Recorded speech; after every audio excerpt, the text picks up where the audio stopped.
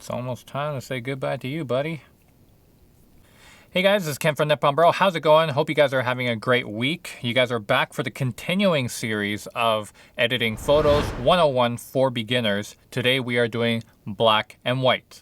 Now, this is available for most softwares that you edit on, whether it's a free software or a paid one. Today I'm going to be using Lightroom Classic like I did for my other two videos. And yeah, we're just going to get right into it.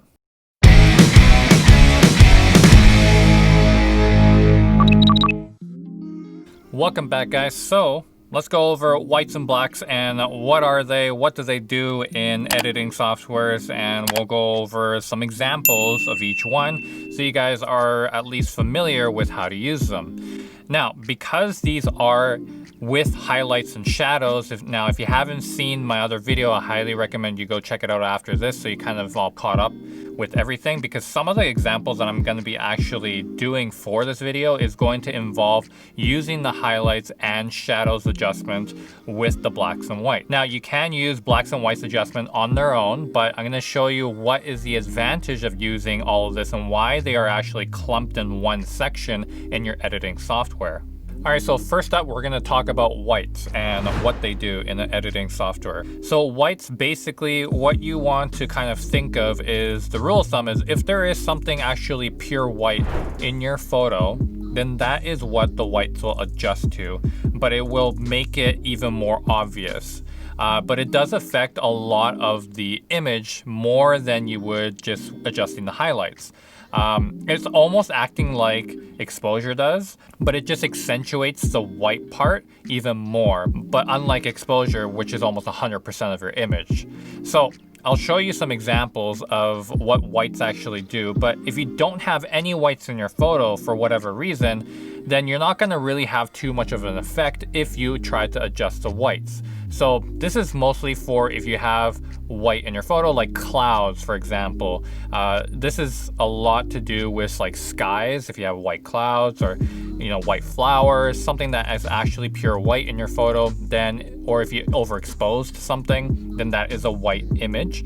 And that part of the image will just kind of blow up if you start to adjust the whites, either the positive or the negative. So let me actually go into Lightroom and I'll show you exactly what it actually does to an image. All right, so basically I have this image that I took with the drone.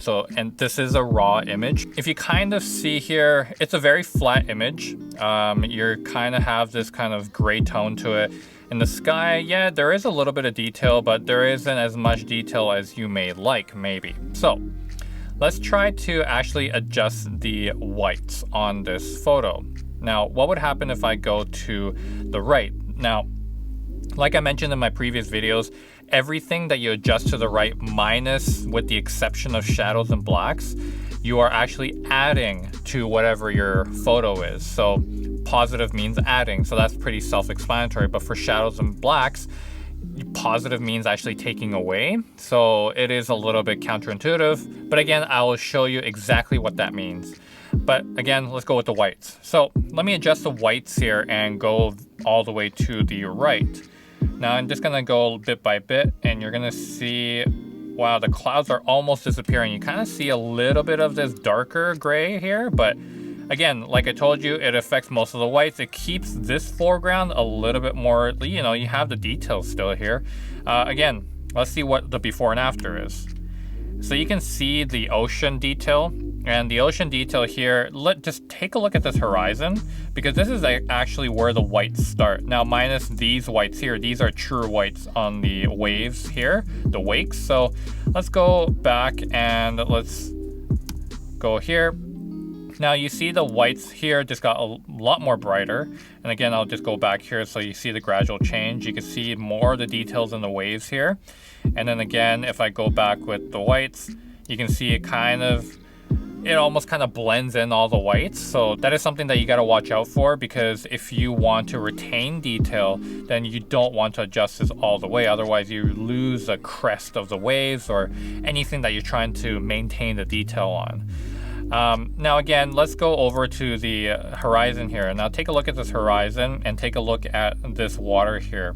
When I raise the whites, Now you're gonna see this part brighten up. The foreground, the waves, is gonna brighten up, but it's just compensating for the brightness of the overall image. That's just the software working itself of actually determining what the image should look like. If you brighten a part of the image, it's gonna affect the other part, unless you want this harsh cut of bright sky and darker foreground. And that is possible to achieve if you use like masking and brushing tools. But again, that is something that I'll go over in another episode. But for now, we are just going over the whites and how it affects the foreground and what it actually does to the whites. Now let's go back here, and you're just gonna see it actually notices which parts of the whites pretty well in the software. So again, you can't see the clouds detail that much, but let's go to the other side of the spectrum here to the negatives. All right, so now I'm just gonna move this to the left. And you know, when I move it very slow, you're not gonna be able to tell the difference, but you can see a little bit of a darkness going on, but it's very, very subtle, like super subtle. Again, you're not gonna have too much there because at this point, this image, although it has some whites, there's not really that true pure white where it's super overexposed, because this is a pretty well exposed photo. But otherwise, I mean, if I was taking a picture of a white t-shirt, then that's a true white. A white flower petal, that's a true white. Anything that's an actual color of white, that is true white. So that would affect it even more if I tried to bring down the level of the white. But because there isn't so much true white in this photo, when I do the leveling down of the actual whites, it's not going to do too much to the photo. It'll just kind of dim down the photo a little bit, but it's not too much. So what I'm actually gonna do is I'm gonna show you a different photo with true whites in them, and I'm going to bring down the level of the whites so you can actually see what it does to a photo. All right, so let me go down here, let me search for a photo. Okay, this is a photo that I recently just posted onto Instagram. Again, this is a raw reset version of the photo that I posted. If you haven't followed my Instagram, you can go down to the link in the description below. I'll put the handle somewhere up here as well. But again, this is a photo, raw, unedited, and you can see this is true white here. And only reason because there is actually clouds here that you can't really see, but with shooting raw, you can bring a little bit of that background back. So let's see here if I go left with the whites, which is the negative, and then I'm just gonna go straight down. Now you can see the gray clouds starting to pop out. Now, again, let's just do the quick back and forth of before and after so you guys can really tell what the difference is.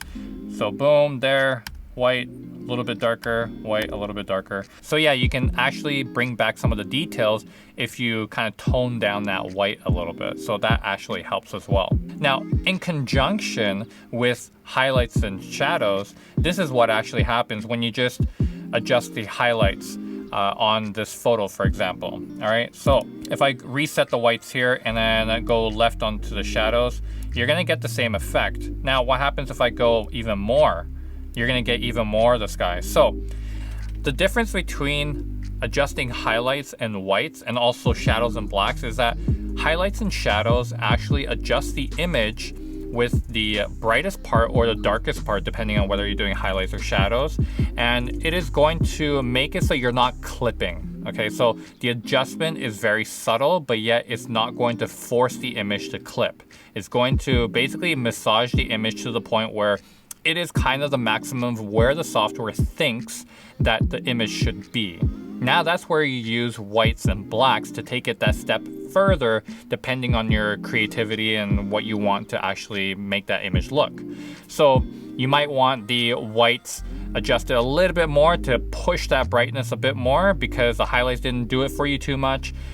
So again, in this case, the highlight was too bright. The background was a little bit too bright. So I want that kind of detail in the sky a little bit. So basically when I adjusted the highlights all the way down, it didn't really do it too much. It kind of just made it so the whites did the same thing. But if I did whites and highlights to the negative side, well, you got more detail here now. So it's pretty crazy with what you can do with adjusting both of them. And that's why I wanted to kind of go over today's episode with using both sliders, because you really can take your editing to another level just by utilizing both highlights and whites and shadows and blacks in the combination together. So now we're gonna go over the blacks, and the definition of blacks for editing is just the opposite of whites. So it's the true blacks in the actual photo. Now, if you don't have true black in your photo, then it's gonna take the darkest part of the photo and make it into a true black. So again, let me show you with an image of how that works if you don't have any blacks in your photo. So I'm just gonna come back to this photo because this photo we started off with, and I just want to show you what black actually is. And this image actually has no true blacks, and the way you can actually tell, besides looking at the image and being like, oh, that could be true black, maybe this area could be true black, but no, there is actually no other true blacks in this photo, and the way you can tell is the histogram. And I didn't really go over the histogram just yet because I kind of want to explain that a little bit just after I explain this section having to do with highlights, shadows, whites, and blacks, because this area is actually all what portrays to exposure and everything pretty much we went over the past 2 episodes and this episode including. It kind of relates back to this histogram. So this area right here is called the blacks area for this histogram. Now, as you can see here, there's no waveform inside the blacks, and there's minimal in the shadows. It's kind of half in the shadows actually, but with the blacks, there's none. So that just means there is no true black in this photo. Now, if you had blacks in this photo, for example, let me just quickly go to another photo here with true blacks. I think this one has true blacks in it, so let's go there. Now, as you can see, back to this histogram here, you're gonna have true blacks. Look at all the waveform that just shot up here in the black. So again, that's what it means when your image does not have any true blacks in them. So let's just go back to this image here because this image has no true blacks. So let's say we want to add black to this. Now, remember what I said with blacks and shadows, the opposite is the attraction here. So when you go to the left, it's gonna add black. So again, let's go to the left here. And you're gonna see basically this vignetting starting to happen on the darkest parts because that's where the software thinks that it's the darkest part that relates to black. So when we go all the way with this, wow, you can tell that it's truly made some blacks here. Now you can tell with the histogram because when you go into the black section, you can just highlight it over and you're gonna see this black pop up. You can see the waveform started to appear there. And just take a look at this waveform here. You are going to see it all disappear when I go to the opposite side of the spectrum where I push all these waves back over to the middle here. So there's no blacks anymore in this image. Now again, so if you do go over this area and you can't really tell too well with this image because of the fact that there's no black in it, but let's go back to an image that actually has black. And I am actually just gonna go to this image here. And so this is an image right here which has some true blacks. Now, the way I can tell is you look in this area with no detail in it and it's dark, this is true black. This area right here with no detail, this is true black. So again, let's just take a look at what it does in this particular spot when I raise the blacks. So here we go, I'm gonna take away the blacks. And now you can see all this detail portrayed to this area. Let's just go back and forth here.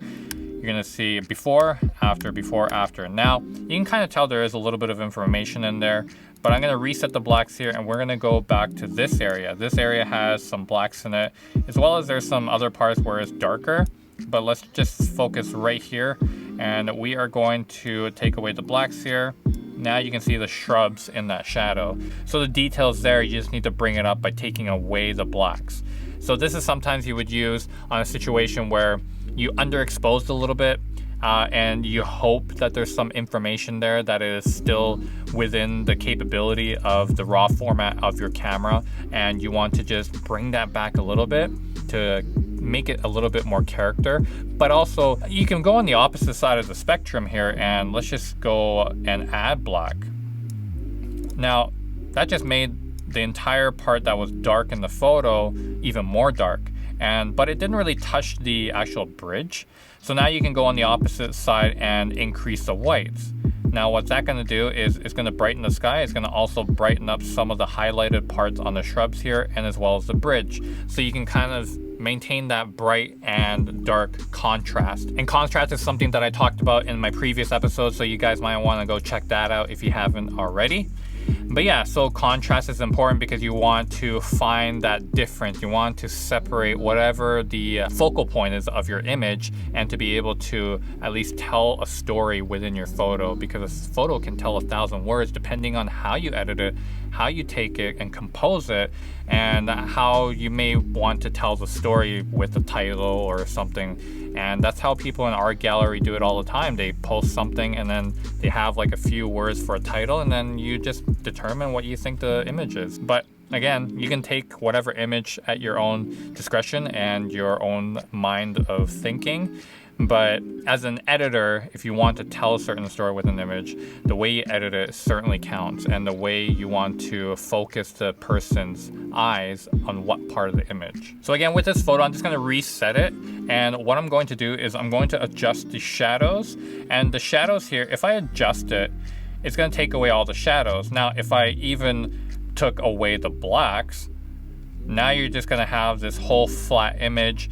It's a look. You know, you could save this as a preset and have it as a certain look. You could call it whatever you want, the old film look, and you can just have this. And what you can also do is take away all the contrast. And then you can take away a little bit of, you can add a little bit of exposure. Now this is starting to look like those old kind of film look that you get in those old cameras where you couldn't really get too much of contrast and depth in your photo. And it almost looks like a newspaper print photo. So again, you can take all of what you just learned from episode 1 till now and start adjusting photos just to get that old film look. And you don't necessarily have to mess around too much with the other stuff. Now, of course, you can adjust color, temperature, and saturation and everything with it, but that is also kind of, you know, you don't really need to, but if you're trying to get like a teal and orange type of look or somewhere in that ballpark, then you would need to actually adjust the saturation and vibrance. But otherwise, yeah, you could just adjust with just exposure, contrast, shadows, blacks, highlights, and whites, and those are everything that you need for you guys to be able to edit a photo right away. Now, having said that, you can see clearly on the next part, on the presence part, we're going to go over the texture, clarity, dehaze, and vibrance saturation to finish off this part of the basics control. And this is some of my favorite controls, and we're going to go a little bit more in depth with that in my next episode, which is going to be coming up next week. So tune in for that. So that's pretty much it for you guys this week for tutorials, and this kind of sums up a little bit of the top portion of the tonal range. And so you guys can at least try to edit your photos with those lessons that I gave you from episode 1 till now, and just play around with it. Let me know in the comments below how it worked out for you in terms of getting rid of those dark spots, those highlights, and toning it down, bringing the sky details back, or just bringing details back in general. And you guys can at least save some of those images that you guys thought it was lost. And again, if you are shooting with JPEG, controls here might not be too helpful, but you can try. It's not impossible to actually bring back details on a JPEG, but it's just very limited. Again, if you haven't seen that episode, RAW versus JPEG, I'll link it in the description as well as up here, and you guys can check that out.